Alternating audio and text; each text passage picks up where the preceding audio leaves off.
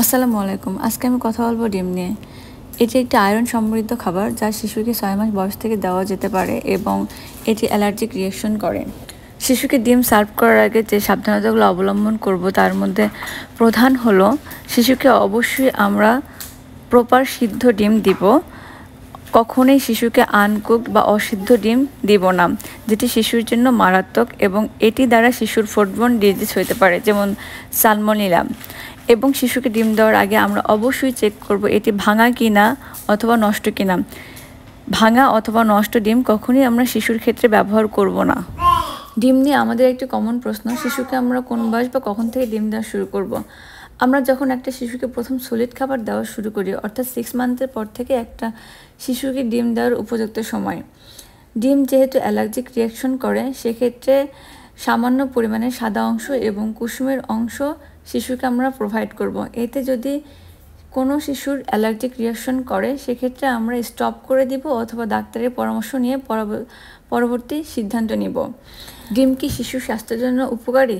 হ্যাঁ, ডিম শিশুর স্বাস্থ্যের জন্য উপকারী এবং এটি প্রোটিন এবং ফ্যাটের একটি অন্যতম উৎস এবং এটি DHA প্রোভাইড করে, যেটি কিনা ওমেগা 3 এবং ফ্যাটি অ্যাসিডের একটি অন্যতম উৎস।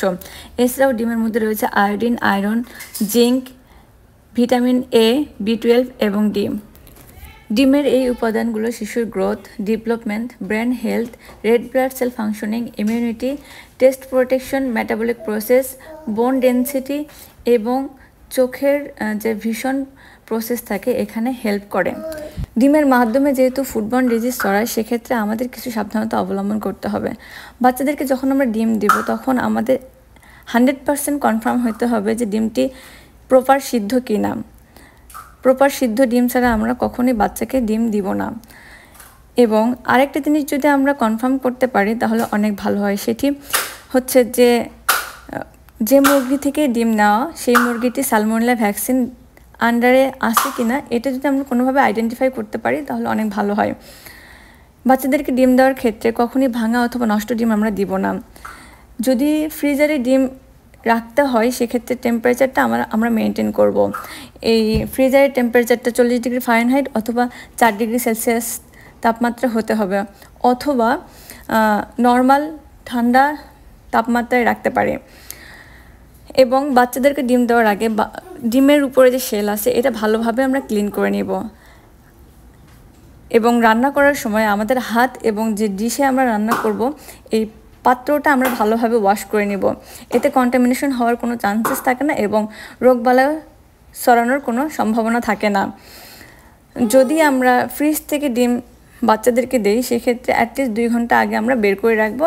নর্মাল টেম্পারেচারে আসলে তারপর আমরা সেটিকে শিশুকে দিব। এতে শিশুর জন্য অনেক ভালো হয়। এবং রান্না করার পরে আমাদের যদি ডিমটা কোনো কারণে ফ্রিজে প্রিজার্ভ করতে হয়, সেক্ষেত্রে আমরা 3 থেকে 4 দিন এটি রাখতে পারবো এবং 3 থেকে 4 দিন এর কোয়ালিটিটা ভালো থাকবে। কোন বয়সে আমরা বাচ্চাদেরকে কতটুকু ডিম সার্ভ করব বা খেতে দিব, এটা একটা ইম্পর্টেন্ট বিষয়।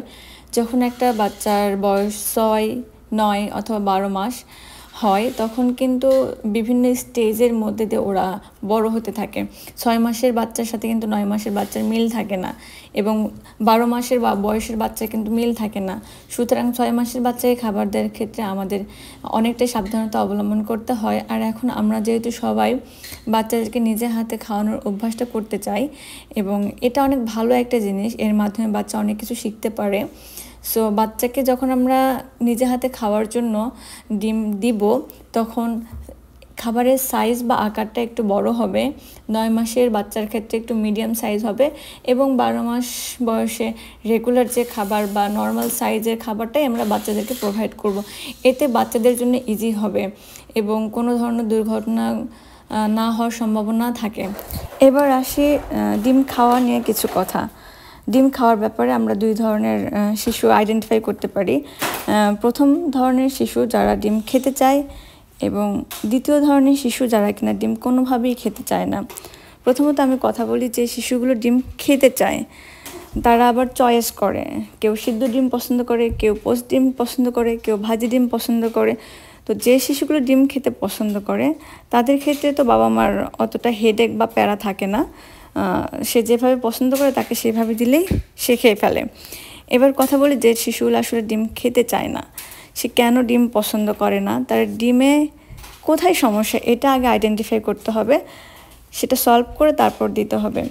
যখন একটা বাচ্চা ডিম খাবে না তখন তাকে বুঝাইতে হবে, দেখাইতে হবে। এবং আমি মনে করি যে ডিমের স্বাদটা সে যদি একবার বোঝে যে এটা ডিমের স্বাদ, তাহলে আমার মনে হয় সে একবার, দুইবার, তিনবার, চারবার ঠিকই সে নেবে। আর এতেও যদি সে না খায়, আপনি শিশুর সামনে এমনভাবে ডিম খাবেন যেটা দেখে শিশু ভাবে যে এর যে মজার খাবার আর কোনো খাবারই নেই। আপনার খাবারের এক্সপ্রেশন দেখেই শিশু একবার হলেও খাবারটা মুখে নেবে।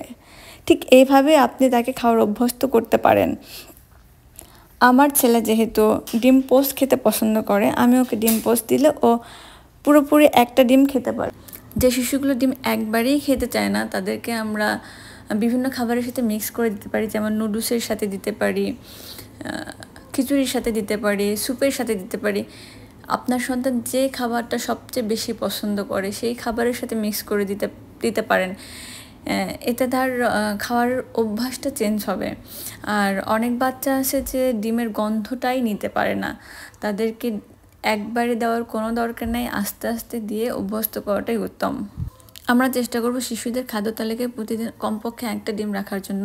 সেটি যদি কোনো পক্ষে সম্ভব না হয় তাহলে 2 দিন পর পর অথবা 3 দিন পর পর অথবা 4-5 দিন পর পর শিশুদেরকে একটা ডিম অন্তত দেওয়ার জন্য। শিশুর নিউট্রিশনের যে ডায়েটটা, এটা মেনটেন করার জন্য বিভিন্ন ধরনের পুষ্টি দরকার। আর সেই পুষ্টির ঘাটতি ফিল আপ করার জন্য শিশুর প্রপার নিউট্রিশনের কথা চিন্তা করে তাদের যে খাবারের যে তালিকা, এটা মেনটেন করে চললে শিশুর মানসিক শারীরিক বিকাশে সবচেয়ে ভালো সহায়তা হয় এবং ওদের গঠন খুব ভালো হয়।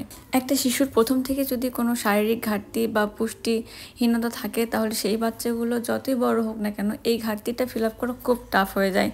এজন্য আমাদের বাবা মাদের খুব সচেতন হতে হবে শিশুর খাবারের বিষয় নিয়ে, এবং আমরা চেষ্টা করব বাচ্চাকে সঠিক সময় সঠিক